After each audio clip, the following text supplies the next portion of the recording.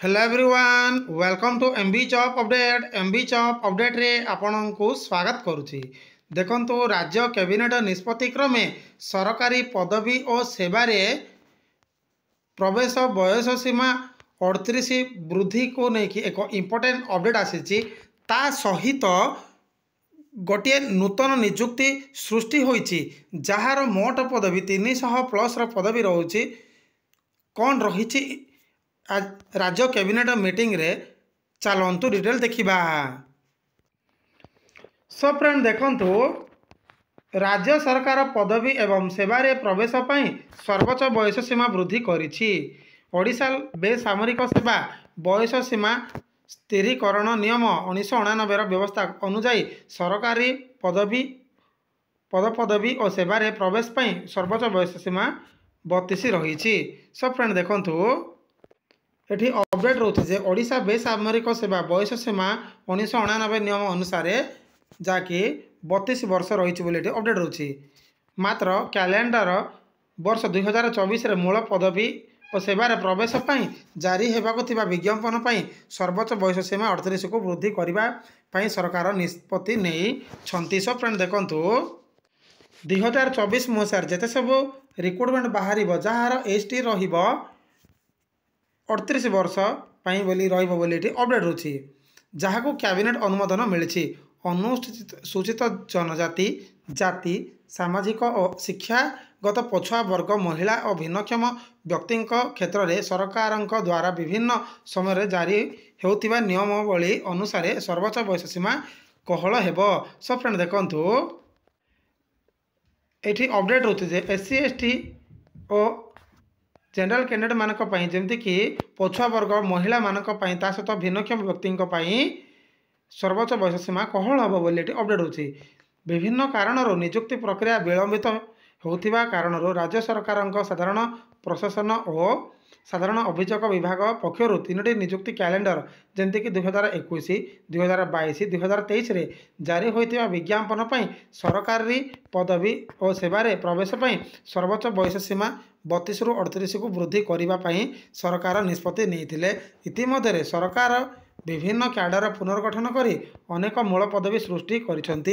एहा सह 7टी मिलित निजुक्ति परीक्षा नियमावली प्रणयन करा जाइछि। सो फ्रेंड देखंतु एठी 7टी मिलित बा कंबाइंड निजुक्ति परीक्षार नियमावली प्रणयन करा जाइछि बोली अपडेट होछि जेउथरे नुआ सिलेबस और परीक्षा ढांचा को शामिल करा जाइछि। सेहिपर फ्रेंड देखंतु ओडिशा निम्न अबकारी सेवा नियमावली को अनुमोदन अबकारी विभाग में सरकारी अबकारी उपनिरीक्षक पद को जिला कैडर और ईआई और ईबी यूनिट कैडर को राज्य कैडर करा जाइछि। सेहिपर फ्रेंड देखंतु तेणु नूतन कैडर सरकारी अबकारी उपनिरीक्षक निजुक्ति पद्धति और सेवा शर्तावली को नियंत्रण करने प्रचलित नियम को बातिल कर नूतन कैडर नियम को कैबिनेट अनुमोदन करिसेंती। सब फ्रेंड देखंतु एटी अपडेट रोचे जे नूतन अबकारी उपनिरीक्षक निजुक्ति पद्धति ता सहित पद्धति और सेवा नियमावली को बातिल कर नूतन कैडर नियम को अनुमोदन करिसेंती बोली अपडेट होछि।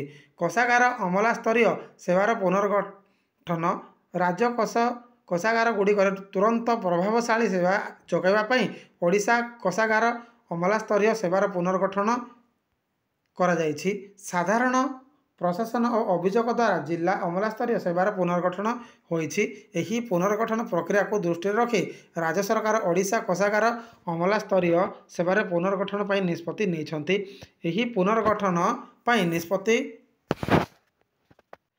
प्रक्रिया पर ओडिशा कोषागार अमला सेवा अधीन कनिष्ठ सहायक और वरिष्ठ सहायक रहिबे।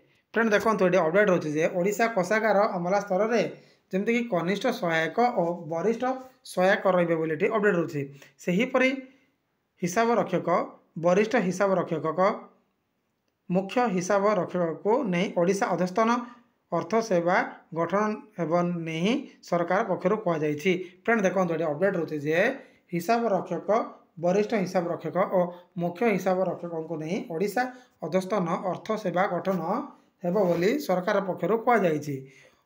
से देखो फायरमैन रिक्रुटमेंट को लेकिन मुझे गोटे वीडियो गतकाली पोस्ट करथिली सही अपडेट एठी लेखा अछि देखंतु अग्निशम लिखित परीक्षा रे उत्तीर्ण 7 गुण प्रार्थी देवे शारीरिक परीक्षा। फ्रेंड देखंतु एठी फायरमैन 7 गुण पिला को से डाकिबो फ्रेंड सेपरि राज्य में अग्निक गाड़ी चालना चयन पर हेउथिबा लिखित परीक्षार अधिक नंबर रखुथिबा प्रार्थी माने शारीरिक मानदंड और दक्षता परीक्षार योग्यता हासिल करि पारुनांती। फ्रेंड देखो ये अपडेट होची जे जेमती कि फायरमैन और फायरमैन ड्राइवर अधिक नंबर रखुथिबा प्रार्थी माने शारीरिक मानदंड बा पीटी बा पीएसटी रे परीक्षा रे से मैंने क्वालिफाई करना अपडेट होची फल विज्ञापन अनुसार खाली पद गुड़िक पूरण हो पारना। फ्रेंड देखो स्वाभाविक कथा फ्रेंड मार्क अधिक रखी दौरान किंतु फिजिकाल रे पास हो पारना से बोलिकी खाली पड़ी पदवी गुड़ाक देखो खाली पड़ता पदवी पूरण करने ओडिशा अग्निसेवा सेवा नियमावली 2021 नियम 12(3) नियमावली को संशोधन कर लिखित परीक्षा उत्तीर्ण होइथिबा प्रार्थी मानक मधुर वर्ग भित्तिक स्तर में खाली थिबा पदवी संख्यार 3 गुण बदल में 7 गुण प्रार्थी को शारीरिक मानदंड और दक्षता परीक्षा डकाई निष्पत्ति होइछि। फ्रेंड देखो आपण मानक मु गतकाली कही सेकेंड लिस्ट आसीबो कि देखो ये लेखा होइछि जाकि फायरमैन रिक्रुटमेंट रे खाली थिबा पदवी संख्यार 3 गुण बदल में 7 गुण प्रार्थी को शारीरिक मानदंड और दक्षता अर्थात कौन पीईटी और पीएसटी डका जावाई से निष्पत्ति नहीं सेपरी ओडिशा डिप्लोमा जंत्री सेवा ओडिशा जंत्री सेवा पदवी संख्या वृद्धि राज्य गृह निर्माण और नगर उन्नयन विभाग अधीन ओडिशा डिप्लोमा जंत्री सेवा बा जनस्वास्थ्य संवर्गर पुनर्गठन करा जायछि। फ्रेंड देखो ये अपडेट होछि जे ओडिशा डिप्लोमा जंत्री सेवा ओडिशा जंत्री सेवा पदवी संख्या वृद्धि होइछि ता सहित राज्य गृह निर्माण और नगर उन्नयन विभाग अधीन ओडिशा डिप्लोमा जंत्री सेवा बा जनस्वास्थ्य संवर्गर पुनर्गठन करा जायछि। एहा द्वारा 365 नूतन कनिष्ठ जंत्री पदवी सृष्टि हेबो। केतोटी पदवी ना 365 कनिष्ठ पदवी कनिष्ठ जंत्री सृष्टि हेबो बोली कि एटी अपडेट होछि जहाँफल ग्राम्य जल जोगाण और परिमल व्यवस्था अधीन 314 कनिष्ठ जंत्री पदवी और जनस्वास्थ्य जंत्री प्रतिष्ठान अधीन 51 कनिष्ठ जंत्री पदवी सामिल रही। फ्रेंड देखो 314 कनिष्ठ जंत्री पदवी और जनस्वास्थ्य जंत्री प्रतिष्ठा अधीन 51 कनिष्ठ जंत्री पदवी सामिल रही बोली अपडेट होछि। यह द्वारा विभाग अधीन ओडिशा जंत्री सेवा बा जनस्वास्थ्य संवर्ग पुनर्गठन कर 91 नूतन सहकारी निर्वाह जंत्री पदवी सृष्टि करा जिवो। फ्रेंड देखो केतोटी पदवी सृष्टि करा जिवो ना 91 पदवी सृष्टि करा जिवो बोली अपडेट होछि।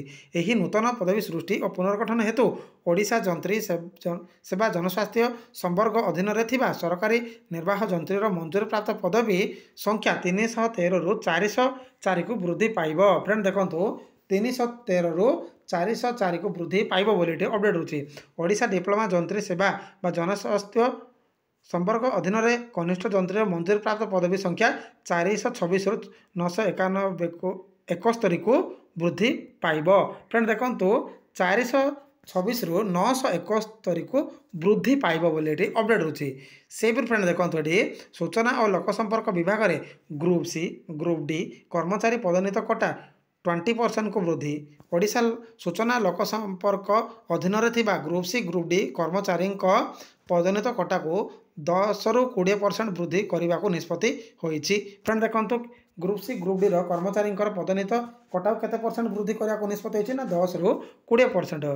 विभाग अधीन खाली 7टी सहकारी परिचालक पदवी को पूरण करने आवश्यक योग्यता तथा सर्वनिम्न मैट्रिक किंबा कौन स्वीकृति प्राप्त अनुष्ठान तो समान परीक्षा उत्तीर्ण होगा आवश्यक। फ्रेंड देखो ये अपडेट होछि जे जाकि विभाग अधीन खाली 7टी सहकारी परिचालन पदवी को पूरण करने क्वालिफिकेशन कौन रोचे ना मैट्रिक पास किंबा कौन स्वीकृति प्राप्त अनुष्ठान रे परीक्षा उत्तीर्ण होगा आवश्यक बोली अपडेट होछि।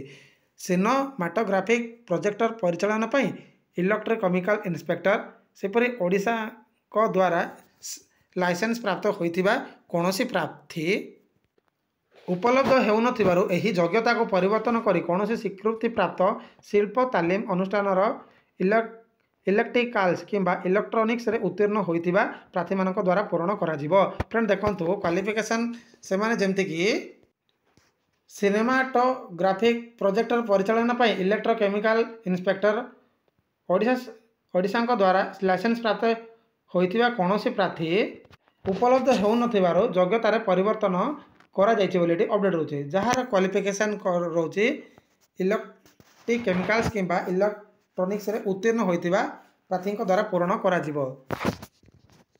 सेहीपरि आउ गोटे निष्पत्ति होइछि देखंतु रद्द हैला ओडिशा शिल्प सेवा नियम 1995 रो अणु क्षुद्र और मध्यम उद्योग विभाग अधीन रे थिबा ओडिशा शिल्प सेवा क्याडर विभिन्न पदवी रे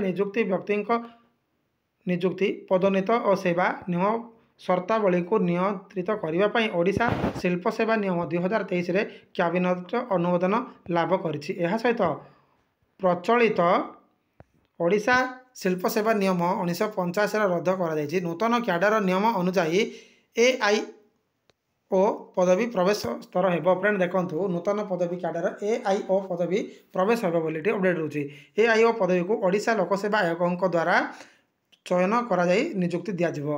AIO सिलेक्शन किए करिवो ना OPSC सिलेक्शन करिवो बोली अपडेट रोची। एबे थिबा IPO और IS माने मध्य AIO पदवी रे मनोनीत हेबा पई पर्याप्त सुजोग पाइयो बोली सरकार पक्षर कह जाइछि।